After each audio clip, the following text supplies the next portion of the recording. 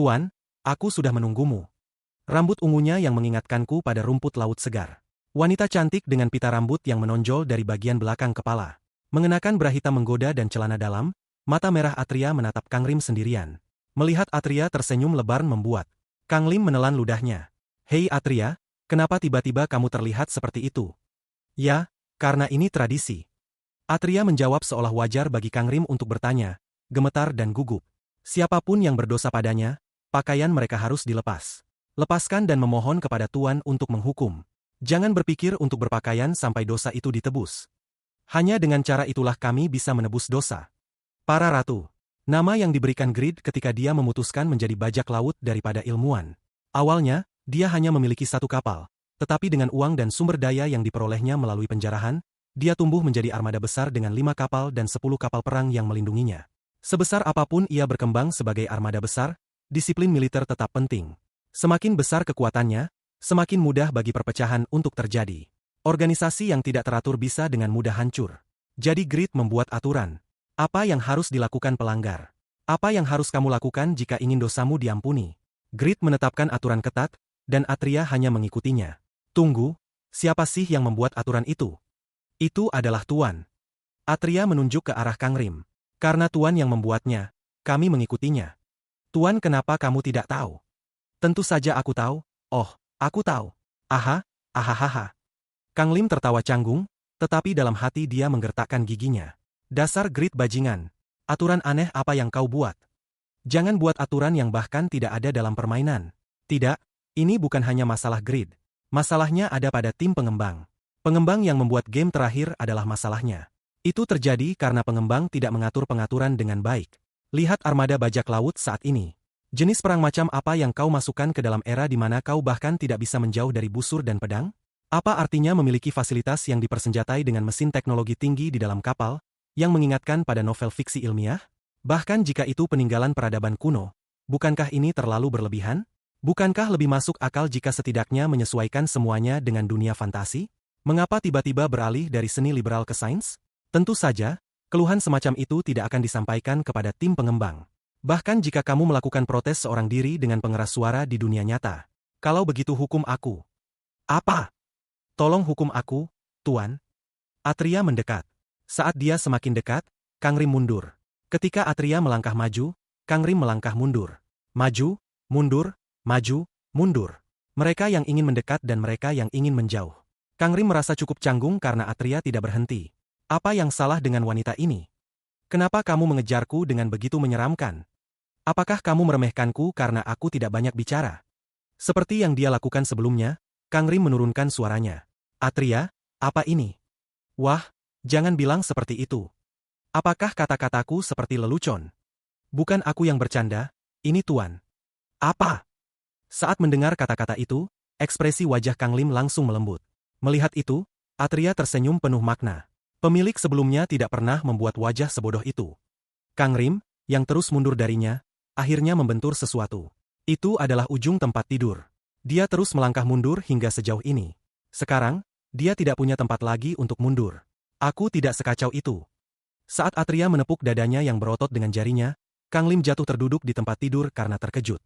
Memanjat ke tempat tidur, Atria menindih tubuhnya dengan tubuhnya sendiri. Ini aneh. Seberapa berbisa pun kamu bukan tipe orang yang tiba-tiba berubah menjadi pengecut. Apakah ini seperti hiu yang tiba-tiba menjadi ikan pembunuh? Ini pertama kalinya pemiliknya berubah seperti ini. Tidak, ini wajar.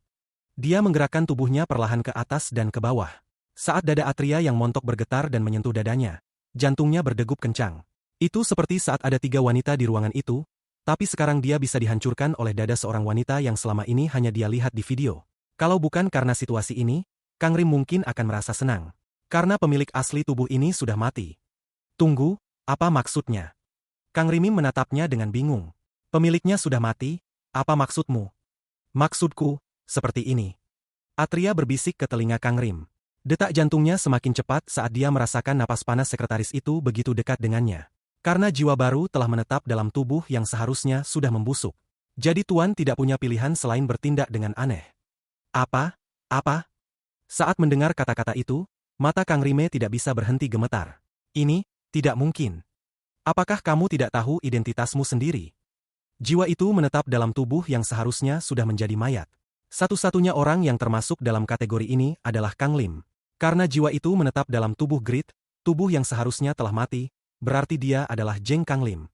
Atria mengatakannya secara metaforis. Jika dia mengatakan itu, bukankah dia seharusnya mengetahui kebenarannya? Mengapa dia terbangun di dunia game ini? Mengapa dia berada dalam tubuh pemimpin palsu ini, yang begitu kejam dan memiliki akhir yang mengerikan? Permisi. SST. Atria meletakkan jari telunjuk kirinya di mulut Kang Lim saat dia mencoba berbicara. Aku tahu apa yang ingin Tuan katakan. Tangan kanannya terjatuh. Tapi Tuan harus tahu sesuatu. Tangan kanannya meraih ikat pinggangnya. Aku bisa merasakan ketegangan di udara, seolah ada sesuatu yang akan terjadi. Jika kau ingin bertahan hidup, kau tidak punya pilihan selain menerima kehidupan ini. Dia mulai menyentuhnya dengan lembut. Apa yang sudah terjadi, tidak bisa diubah. Lalu, dia mengangkat wajahnya perlahan. Demi tujuan yang ingin dicapai oleh Tuan, kau tidak boleh menyimpang dari jalur ini. Dengan dorongan untuk melangkah maju, keyakinan Kang Lim menguat. Begitu besar dan kuat hingga aku bertanya-tanya apakah ada kekuatan yang lebih besar dari ini. Jika kau mencoba melarikan diri, kau bisa kehilangan segalanya.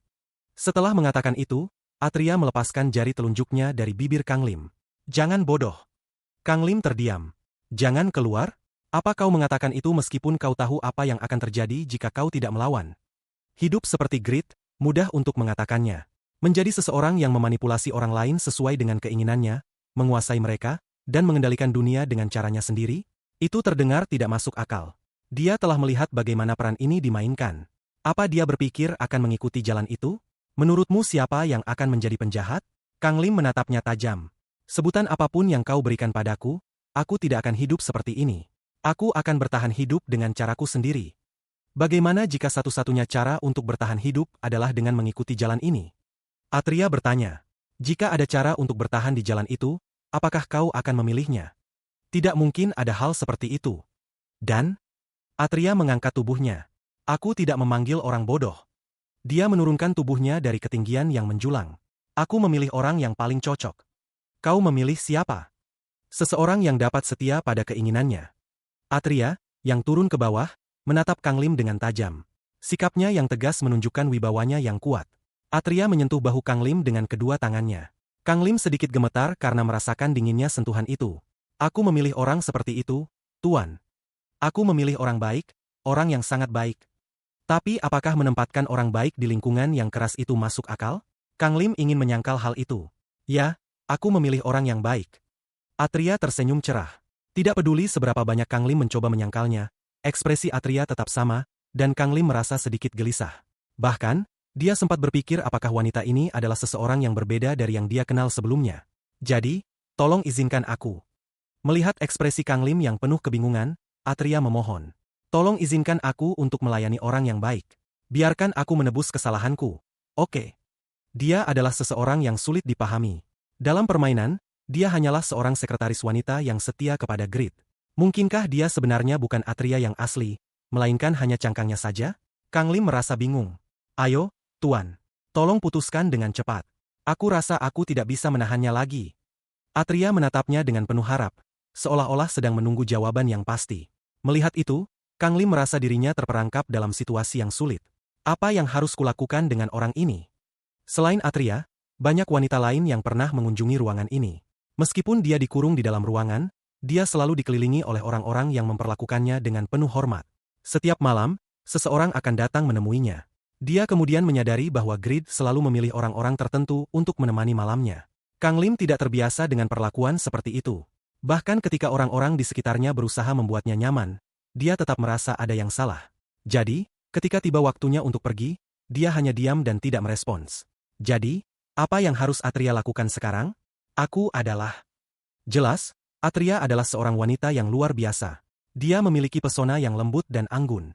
Keindahannya tersembunyi di balik pakaiannya, tetapi dia tetap menawan dengan kecepatan dan penampilannya yang luar biasa.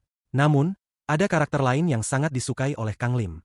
Aku adalah karakter yang diperoleh dengan susah payah melalui berbagai cara.